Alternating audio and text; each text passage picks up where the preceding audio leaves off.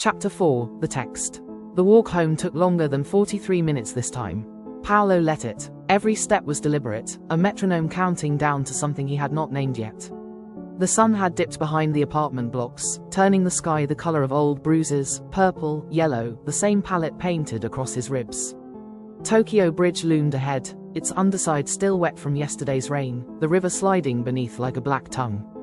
He stopped at the railing, leaned over, and spat blood into the water. It vanished without a ripple. His phone, miraculously intact after the dunking, vibrated once in his pocket. He ignored it. Another vibration, then a third. He kept walking. Paolo's house greeted him with the same hollow silence it always did. No parents. Overseas for work, always, no siblings, no dog. Just the faint smell of antiseptic from the bathroom where he had stitched himself closed with fishing line and a YouTube tutorial at 3 a.m. He dropped his keys into the ceramic bowl by the door, clink, and the sound echoed like a gunshot in the emptiness. He peeled off the black t-shirt, wincing as the fabric tugged at scabs. The mirror in the hallway showed a stranger. Cheekbones sharp underswelling, left eye a slit of blue, lips split in 2 places. The red hair was the only thing left of the boy who used to grin at this reflection. He stared until the image blurred, then turned away. Kitchen, fridge, leftover rice, cold and hard. He ate it standing over the sink, fork scraping ceramic. The phone vibrated again, insistent now, a low, angry bee. He wiped his mouth with the back of his hand and finally fished it out. Battery, 6%. 17 missed calls from Alexis. 9 missed calls from an unknown number. 3 new messages from Mia. 1 new group chat invitation. He thumbed the group chat open. Group chat, Sakura survivors. Members, Paolo, Alexis, Mia, Rin, Shin, Mizaki, Marina. The name made his stomach twist. Survivors. Cute. The chat log loaded in chunks, time-stamped from 2:14 p.m., right after he had walked into school like a corpse with a pulse. At 2:14 p.m., Alexis texted, "He is alive." "I told you guys." At 2:15 p.m., Shin texted, "Pics or it did not happen." At 2:15 p.m., Alexis replied by sending an image of what Paolo looked like earlier today. He also texted, "Look at his face. That is not Photoshop." At 2:16 p.m., Rin texted, "LMFAO, he looks like roadkill." At 2:16 p.m., Mia texted, "Stop. We need to talk strategy." At 2:17 p.m., Mizaki texted, "Paolo-kun is stronger than any of you gave him credit for." At 2:17 p.m., Rin replied with a text saying, "Shut up, princess." At 2:18 p.m., Marina texted, "This is messed up." At 2:18 p.m., Shin replied to Marina with a text saying, "Marina, grow a spine." At 2:19 p.m., Mia texted, "No one speaks to him alone. Ever. If he corners you, scream." At 2:20 p.m., Alexis texted, "He looked at me like he was gonna skin me." At 2:20 p.m., Rin texted, "Let him try." Round 2 when? At 2:21 p.m., Mizaki texted, "You will regret touching him again." At 2:21 p.m., Rin texted, "Try me, Barbie." At 2:22 p.m., Mia texted, "Enough. Paolo is mine to handle." At 2:23 p.m., Mizaki replied to Mia's text with, "We will see." Paolo's thumb hovered. The rice turned to ash in his mouth. He scrolled up. There were older messages, from before today. He had not been in the chat then. Someone had added him retroactively. At 9:03 a.m., Shin texted, "Body still missing." At 9:04 a.m., Rin texted, "Bet the fish are feasting." At 9:05 a.m., Mia texted, "Delete this." At 9:05 a.m., Alexis replied to her with, "Too late, screenshots exist." Paolo exhaled through his nose, slow and controlled. The phone buzzed again, live. At 6:47 p.m., Shin texted, "Hey, ghost, you in here?" At 6:47 p.m., Rin texted, "Say hi to your fan club." At 6:48 p.m., Mizaki texted, "Paolo-kun, are you reading?" He stared at the blinking cursor. His pulse thudded in his ears, steady, cold. Then he typed. At 6:49 p.m., Paolo texted, "Yes. 1 period. Nothing else." The chat exploded. At 6:49 p.m., Alexis texted, "Fuck." At 6:49 p.m., Rin texted, "Welcome back, King." At 6:50 p.m., Mia texted, "Paolo. We need to talk." At 6:50 p.m., Paolo texted, "No." At 6:50 p.m., Mizaki texted, "I will come to you." Name the time. At 6:51 p.m., Paolo texted, "Stay away from my house." At 6:51 p.m., Rin texted, "Or what? You gonna limp over here?"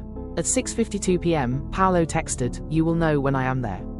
He locked the screen before they could reply. The battery icon flashed red. He plugged the phone into the charger on the kitchen counter and watched the percentage crawl. 7%, 8%. Upstairs, he changed the bandages. Fresh gauze, more antiseptic that stung like betrayal. The mirror in the bathroom was merciless. He met his own eyes and spoke aloud, voice rough from disuse, "They think this is a game."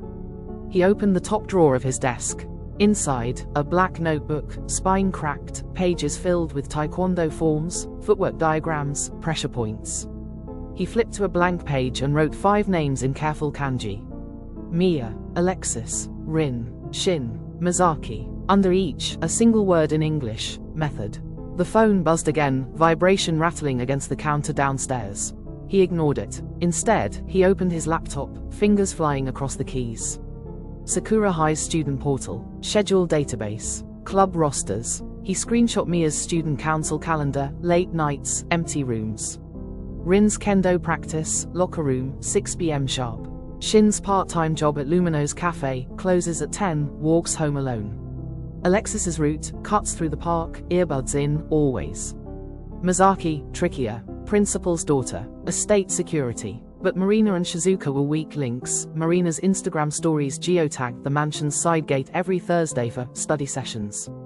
He bookmarked everything, closed the laptop. Downstairs, the phone had stacked 47 new messages. He did not open them. Instead, he created a new chat, private, encrypted, no name. Added one contact, a burner he had bought months ago for a prank that never happened. He typed a single message and scheduled it for 2 a.m, see you soon. Send. He powered the phone off, unplugged it, and slipped it into a drawer. Then he went to the garage. His father's old toolbox sat in the corner, dust-covered. Inside, a coil of paracord, a tactical flashlight, zip ties, a roll of duct tape. He laid them out on the workbench like surgical instruments. From the back shelf, he pulled a small lockbox. Combination, his mother's birthday. Inside, a collapsible baton, aluminium, spring-loaded, 21 inches extended. Legal for self-defense, in Japan if you squinted. He evaluated the snap, and the sound was satisfying. Upstairs again. He showered, the hot water turning pink where it hit his wounds. He dressed in black, hoodie, cargo pants, trainers with the soles worn soft. No logos, no noise. He packed a small backpack. Water bottle, protein bar, first aid kit, the baton, zip ties, a cheap voice recorder. He hesitated, then added a roll of 10,000 yen bills, emergency cash. Midnight crept closer. He sat on the edge of his bed, eyes closed, breathing slow. Taekwondo forms ran through his mind, Poomsai 1 through 8, muscle memory overriding pain.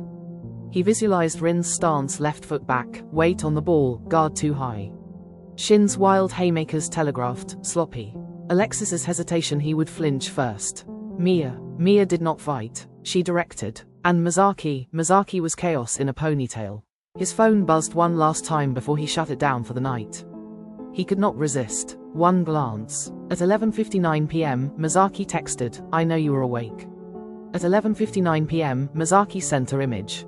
The photo loaded slowly, a selfie taken outside his house. Mizaki in the dark, pink hair glowing under the streetlight, violet eyes staring up at his bedroom window. She was smiling. Caption, "Sweet dreams, Paolo-kun. I will be waiting." He stared at the image until the screen went black. Then he smiled, small, sharp, humorless. Tomorrow, the real game began. He set the baton on his nightstand, lay back fully clothed, and closed his eyes. Sleep did not come, but rest did. The kind that sharpened edges. At 1:57 a.m., the burner phone in the drawer vibrated once, scheduled message sent. Somewhere across town, another phone lit up with those 3 words. See you soon. Paolo did not hear it. He was already moving through the dark, a shadow with a list.